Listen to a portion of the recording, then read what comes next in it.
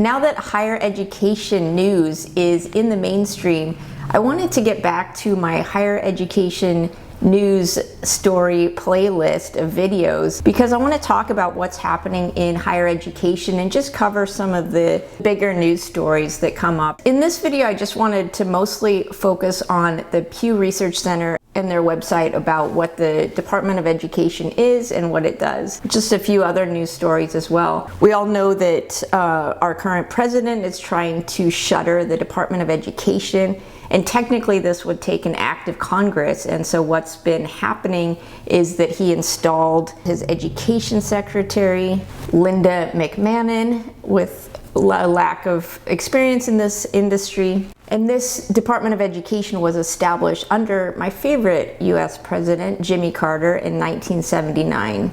And so while shuttering the entire department, which Trump did sign an executive order to do, it would take an act of Congress to just really close down the entire department. And so what's happened is that the staff has been laid off, around 2,000 people, and this is about 50% of the staff. So what does the Department of Education do? It distributes grants and loans to institutions and individuals around the nation, and it focuses on K through 12 education, but also higher education as well. So a lot of these loans and grants and the monies distributed to the states is targeting especially low-income students, students with disabilities, other kinds of after-school programs, providing assistance to school districts that are in financial need. And so that these districts are able to provide an equal education to students that might be facing certain barriers, and so money to overcome those barriers. According to the Pew Research Center, how many people worked at the Department of Education last September was 4,209. So now 2,000 of those folks have been slashed. Another thing that the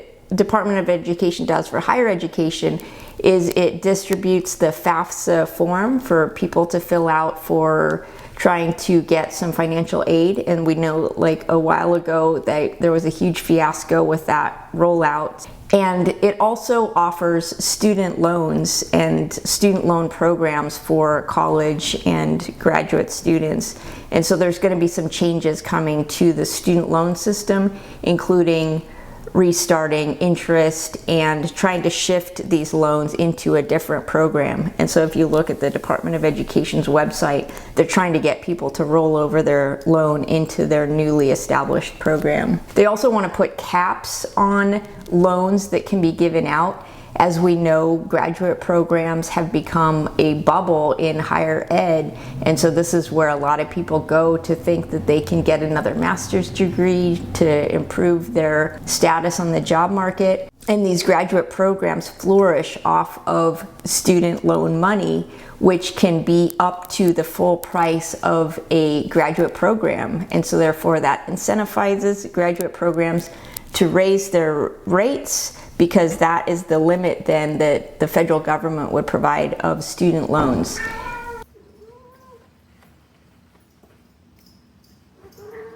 So they're threatening to cap student loans around $100,000, but for those professions such as MD, lawyers, they're going to put a cap of $200,000. The website also overviews the budget of the department. The net cost of the education department's operations was in 2024, $218 billion. And in the year 2024, the department gave out $150 billion in the grant money.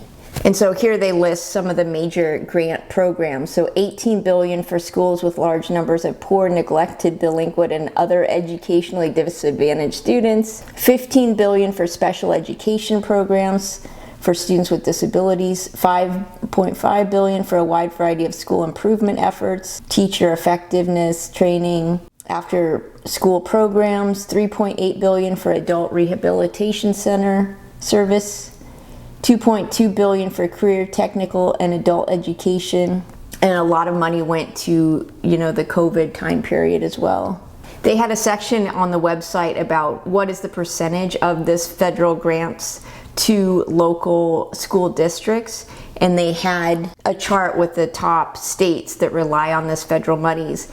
And most of these school departments are in red states themselves. And overall, you know, this is going to affect college with any kinds of impact on the student loan program. Student loans are $1.5 trillion of debt that students owe to just the education department alone. So that doesn't include the private loans that people take out with banks. And up to 1/5 of this debt is late or delinquent, and so people are going to be accruing even more fines and penalties on top of their debt. And so by disbanding or shrinking to obscurity this department, the programs that are underneath this department will be put in other departments. And so it's not like these things are just going to disappear, but they'll be taken care of by different departments. The budget money is restricted, and we know that our current president just refused to distribute billions of dollars in aid to K through 12 school districts, and has now released at this point $1.5 billion of that money owed. So there's a tremendous amount of money being held back by the federal government that school districts rely on. And so this is really going to impact schools, teachers, and students. So one article from Inside Higher Education was called "Staff Shortages at ED Hurt College Operations." So a lot of folks who are calling the Department of Education are just not having their calls answered. If you forgot your login number or what have you to fill out the forms, or a lot of college advisors are saying that when they call the department to clarify questions that previously were answered very quickly, that they're having trouble getting through it all or having their questions answered. So just the functionality of the department is certainly down, with half of its staff being laid off. Another article was titled "Civil Rights Work is Slowing as Trump Dismantles the Education Department, Agency Data Shows." And so it just shows that at the same time period when Trump is attacking institutions of higher education on these alleged charges of anti-Semitism, the actual number of civil rights cases being filed with the department has risen on all fronts of all types of discrimination, but there's very few outcomes compared to past outcomes. There is an explosion in these reported cases, but the response to these cases and the completion of these cases is way down beyond its usual performance. So overall, there's just a lot of news stories coming out about the impacts that the shrinkage of the Department of Education is going to have. We're going into a new school year now, so we're going to really see how these measures play out in the upcoming school year.